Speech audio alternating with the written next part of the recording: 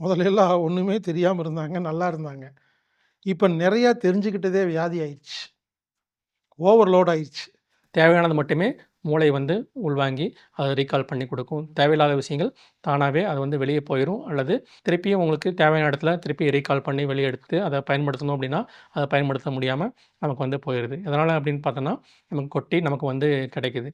அப்படி கொட்டி கிடைக்கும்போது என்ன பண்றோம்னா, அது நமக்கு வந்து தேவை இருக்குதோ, இல்ல தேவையில்லையோ, அங்க ஏற்கனவே தேவையில்லாத விஷயங்கள் நம்ம வந்து எடுத்து நம்ம டம்ப் பண்ணி வச்சிருக்கிறனால, இப்போ புதுசா நமக்கு வந்து என்னன்னா, தேவையான விஷயத்த திறம்பட கத்துக்க முடியாம, அது வந்து தடையா வந்து நிக்குது. அன்பு உள்ளங்களே, அறிவு கழிவு நீக்க தியானம் அப்படிங்கிற ஒரு வித்தியாசமான தியானத்தை இந்த வீடியோல பார்க்க போறீங்க.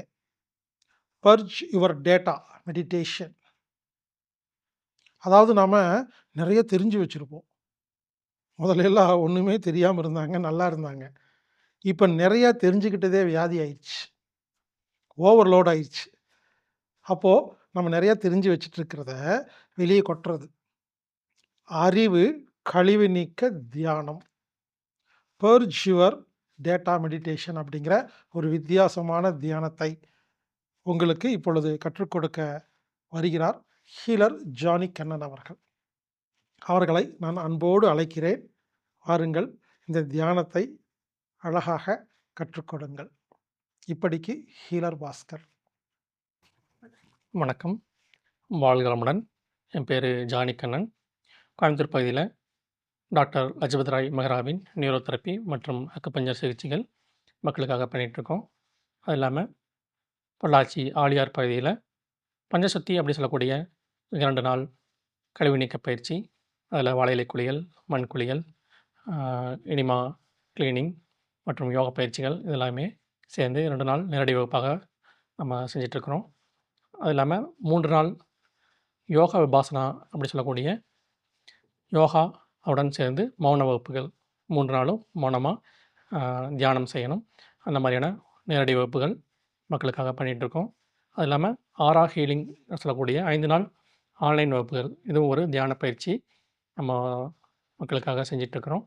இன்றைக்கி நம்ம ஒரு தியான பயிற்சி நம்ம வந்து பார்க்க போகிறோம்.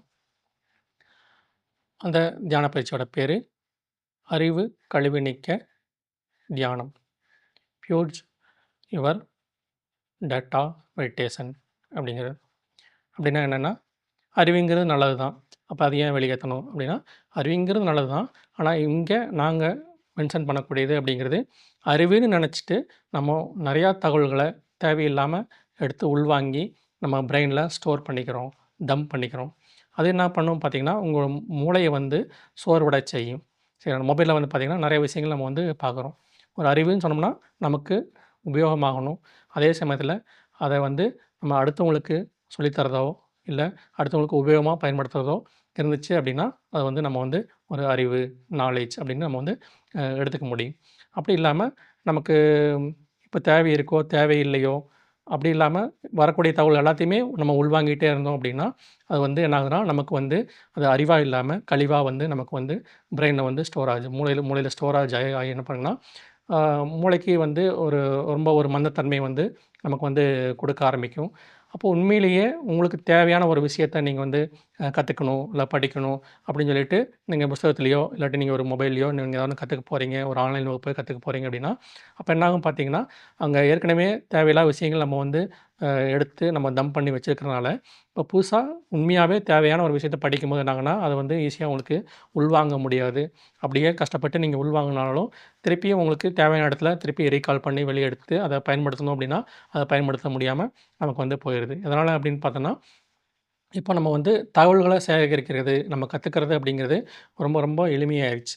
அது எளிமையானதே நமக்கு வந்து ஒரு துன்பமாவும் மாறி இருக்குது. ஏன் அப்படின்னா, பொதுவா ஒரு விஷயத்த கத்துக்கணும் அப்படின்னா, நம்ம அந்த குறிப்பிட்ட ஒரு நபர்ட்ட நேரடியா போயிட்டு நம்ம வந்து கத்துக்குவோம். இப்போ குருகுல கல்வி அப்படிங்கிற மாரி மொதல்ல இருந்துச்சு. குருகுல கல்வியிலிருந்து அ கத்துக்கணும்னா மாணவர்கள் அங்க போய் நேரடியா உட்கார்ந்து அவங்கட்ட ஆசிரியர்ட்ட கத்துக்கிட்டு வந்தாங்க. அப்புறம் பள்ளிக்கூடங்கள் அந்த மாரி வந்தது. இப்ப எல்லாமே வந்து ஆன்லைன்ல கொண்டு வந்தாச்சு. இது வந்து பள்ளி படிப்பு இருக்கிற வரைக்கும் பரவாயில்ல அப்படி சொல்லலாம். அதையும் தாண்டி எல்லா விதமான நாலேட்ஜ் நீங்க வந்து ஒரு அரசியல பத்தி தெரிஞ்சுக்கலாம் இதா இருக்கலாம். இல்ல வந்து ஒரு சினிமாவ பத்தி தெரிஞ்சுக்கிறதா இருக்கலாம். எல்லாமே நம்ம உட்காந்த இடத்துலயே மொபைல்லயே எல்லா தகவலுமே நமக்கு கொட்டி நமக்கு வந்து கிடைக்குது. அப்படி கொட்டி கிடைக்கும்போது என்ன பண்றோம்னா, அது நமக்கு வந்து தேவை இருக்குதோ, இல்ல தேவையில்லையோ, எல்லாத்தையும் நம்ம திருப்பி, திருப்பி, திருப்பி நம்ம பார்த்துக்கிட்டே இருக்கும்போது என்னாகும்னா, அது எல்லாமே மூளையில போய் ஸ்டோரேஜ் ஆகி, நமக்கு வந்து என்னன்னா, தேவையான விஷயத்த திறம்பட கத்துக்க முடியாம, அது வந்து தடையா வந்து நிக்குது. அப்படிங்கும்போது அதுக்கு என்ன செய்யலாம் அப்படின்னா, அ இப்போ ஒரு தியான பயிற்சி நம்ம வந்து செய்ய போறோம். அதில நமக்கு ஏற்கனவே இருக்கக்கூடிய அந்த அறிவு அப்படிங்கிறது நமக்கு உபயோகமாகுதா? இல்ல இத வச்சு நம்ம அடுத்தவங்களுக்கு ஏதாவது நம்ம வந்து உபகாரமா நம்ம செய்ய முடியுமா? இல்ல ஏதாவது அடுத்தவங்களுக்கு கத்துக் கொடுக்க முடியுமா? அப்படிங்கிறது தான் அது ஒரு நல்ல ஒரு அறிவு அப்படின்னு நம்ம வந்து எடுத்துக்க முடியும். அப்படி இல்ல, சும்மா டைம் பாஸ்க்காக நம்ம நெறைய விஷயங்கள நம்ம உள்வாங்கி இருக்கோம் அப்படின்னா, இத வந்து அறிவுக்கழிவு அப்படிங்கிறது நம்ம வந்து சொல்லுவோம். அப்ப இந்த அறிவுக்கழிவ எப்படி தூக்கி வெளிய போடுறதா அப்படின்னா, இது வந்து பயிற்சி அந்த மாரி கிடையாது. அப்படி நம்ம வந்து தூக்கி போடுறது அப்படிங்கிறத விட, நமக்கு உண்மையாவே எது உபயோகமாகுது அப்படிங்கிறது நம்ம மூளையில கொஞ்சம் சிந்தனை பண்ணி பார்த்தோம் அப்படின்னாவே என்ன ஆகும் பார்த்தீங்கன்னா, தேவையானது மட்டுமே மூளை வந்து உள்வாங்கி அத ரீகால் பண்ணி குடுக்கும். தேவையில்லாத விஷயங்கள் தானாவே அது வந்து வெளிய போயிரும். அல்லது அ ஒடுங்கி நிக்கும். அதாவது இப்போ நம்ம கம்ப்யூட்டர்ல பார்த்தீங்கன்னா, நம்ம டெலீட் பண்ணோம் அப்படின்னா, அது ரீசைக்கிள் பின்ல போய் உட்காந்துருக்கு இல்லையா? அப்போ எப்போ தேவையோ அதுலருந்து நம்ம திருப்பி நீங்க எடுக்க முடியும். அது மாரி உங்க மூளையில இப்ப நீங்க செய்யக்கூடிய காரியங்களுக்கு வந்து தடை இல்லாம, அது ஒரு ஒடுங்கி நிக்கும். இப்போ அது இல்லாம நீங்க புதுசா ஒரு விஷயத்த நீங்க உள்வாங்குறீங்க, படிக்கிறீங்க, தெரிஞ்சுக்கிறீங்க அப்படின்னா, மூளை வந்து நமக்கு என்னன்னா, இந்த தியானத்த தொடர்ந்து செய்யும்போது உங்களுக்கு அலர்ட் பண்ணும். இது நமக்கு தேவையா? வாழ்க்கைக்கு உபயோகமாகுமா? இல்ல ஆகாதா? இது தேவையில்லாம கசகசன்னு நம்ம வந்து தகவல்கள எடுத்து நம்ம மூளையில வந்து டம்ப் பண்ணி வச்சுக்கிறோமா? இது நமக்கு கஷ்டத்த குடுக்குமா? அப்படிங்கிறத யோசிக்க ஆரம்பிக்கும். இப்போ தேவையில்லாத விஷயங்கள் அப்படின்னா, நம்ம உள்வாங்க மாட்டோம். தேவையான விஷயத்த மட்டும் நம்ம தெரிஞ்சுக்கிட்டம்போது என்ன பார்த்தீங்கன்னா, மூளை எப்பவுமே வந்து நமக்கு வந்து ஃப்ரெஷ்ஷா இருக்கும். இதுக்குண்டான ஒரு பயிற்சி தான் நம்ம வந்து செய்ய போறோம். நமக்கு தேவையான நல்ல உபயோகமாகக்கூடிய நாலேட்ஜ் அந்த அறிவை மட்டுமே நம்ம எடுத்து யோசனை பண்ணி பார்க்கக்கூடிய தியானம் தான் இந்த தியானம். வாங்க நம்ம வந்து தியானத்துக்கு போலாம். கைகள்ல ஒரு சின்ன முத்திரை அல்லது உங்களுக்கு பிடித்த முத்திரை வச்சுக்கலாம். கண்கள மூடி இப்போ வந்து தியானத்துக்கு போறோம். கண்கள மூடிக்கலாம். மெல்லமா மூச்சு காத்து இழுப்போம். மெல்லமா மூச்சு காத்த விடுவோம்.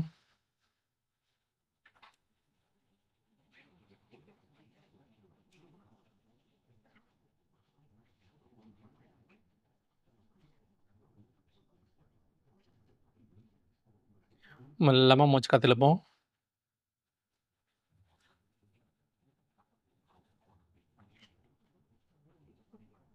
மெல்லமா மூச்சு காத்து விடுவோம்.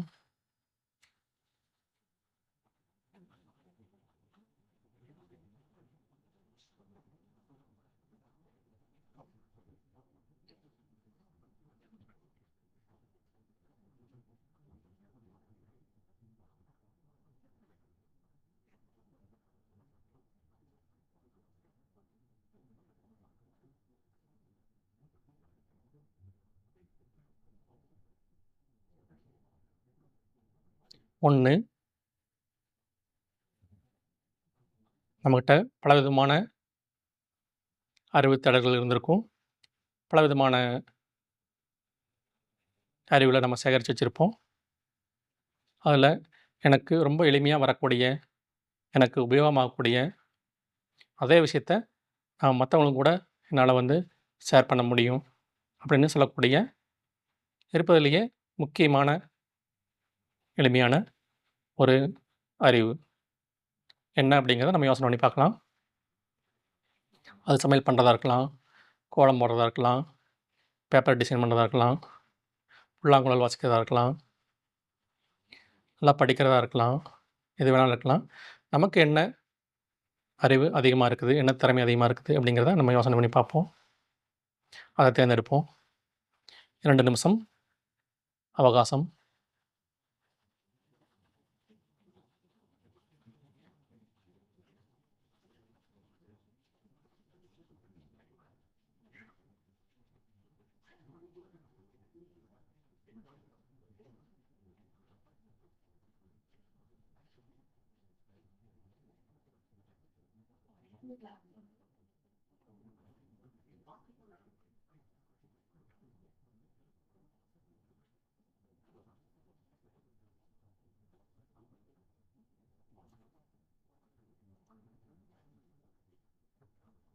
மெல்லமா மூச்சு காற்று இழுப்போம்.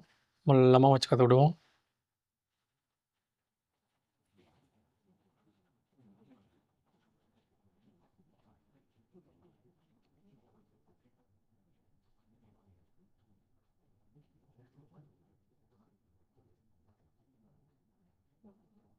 நம்மக்கிட்ட இருக்கக்கூடிய அறிவில் முதன்மை வாய்ந்தது என்ன அப்படிங்கிறத யோசிப்போம்.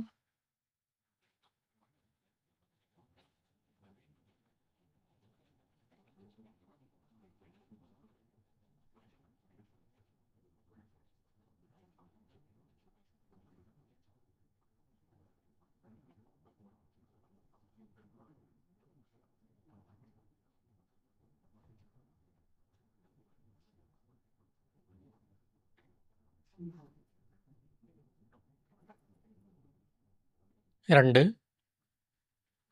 நம்மக்கிட்ட இருக்கக்கூடிய நாலேஜ் அறிவுத்திறனில் ரெண்டாவதாக இருக்கக்கூடிய அறிவுத்திறன் என்ன அப்படிங்கிறத யோசிப்போம்.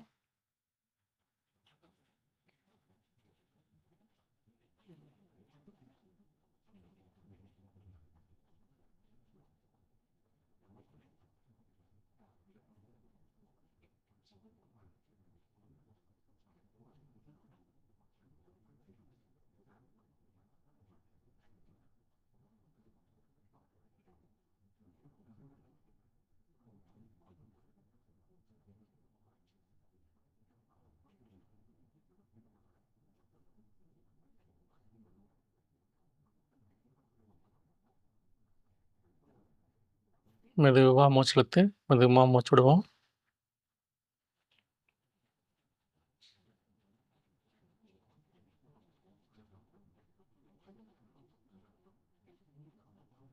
இரண்டாவது, அதிக நாலேஜ் உள்ள அறிவுத்திறன் உள்ள விஷயம் நம்மிடம் எது உள்ளது அப்படிங்கிறத யோசிப்போம்.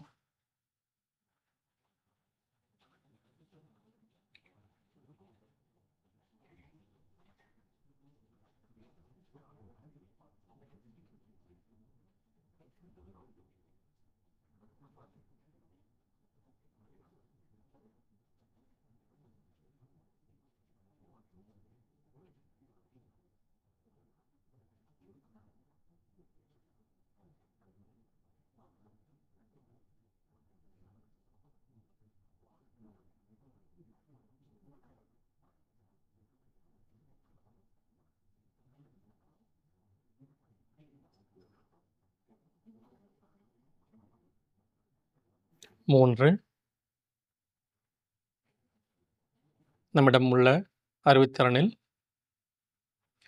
மூன்றாவது இடம் இருக்கக்கூடிய மிகச்சிறந்த ஒரு அறிவு நாலேஜ் நமக்கும் உபயோகமானும் இதை அடுத்தவங்களுக்கும் நம்ம கற்றுத்தர முடியணும். அப்படிப்பட்ட ஒரு சிறப்பு வாய்ந்த அறிவுத்திறனை நம்ம யோசனை பண்ணி பார்ப்போம்.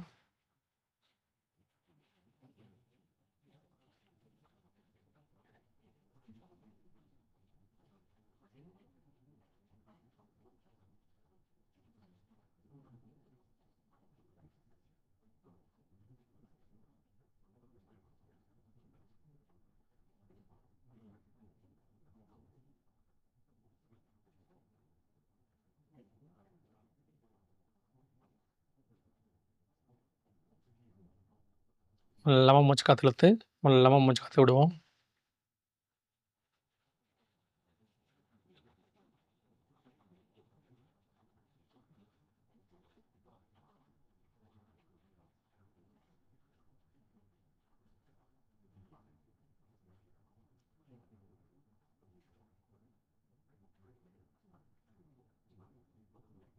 மூன்றாவது சிறப்பு வாய்ந்த அறிவுத்திறன் என்னங்கிறத கண்டுபிடிப்போம்.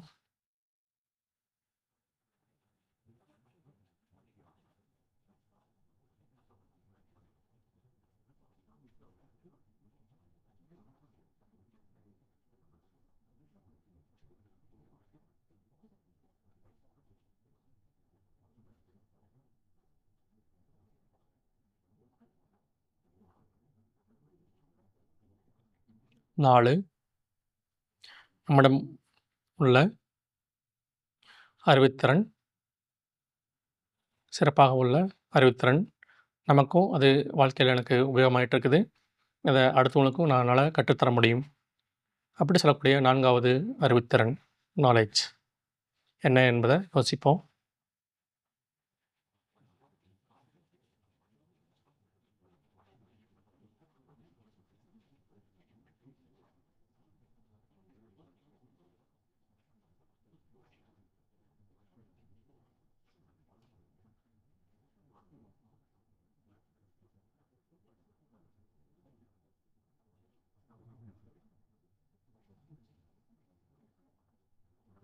மெல்லமாக மூச்சு காற்று இழுத்து மெல்லமாக மூச்சு காற்று விடுவோம்.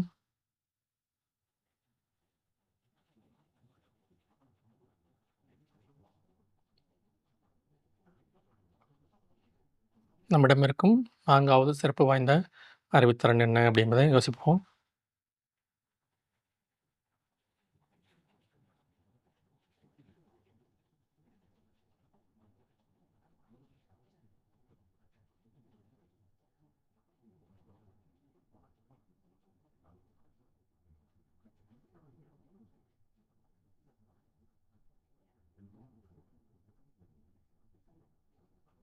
ஐந்து நம்மிடம் உள்ள 5வது சிறப்பு வாய்ந்த எளிமையாக நமக்கு வரக்கூடிய உபயோகமாகக்கூடிய அடுத்தவங்களுக்கும் கற்றுத்தரக்கூடிய ஒரு அறிவு என்ன அப்படிங்கிறத யோசனை பண்ணி பார்ப்போம்.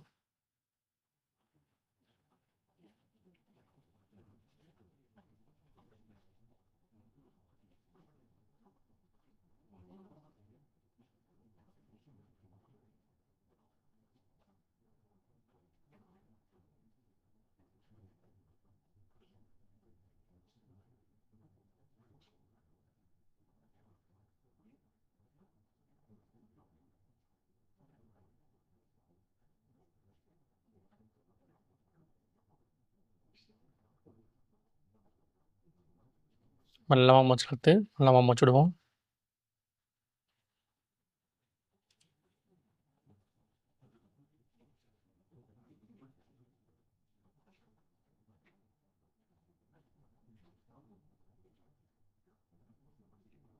ஐந்தாவது சிறப்பு வாய்ந்த நம்மிடம் உள்ள அறிவுத்திறன்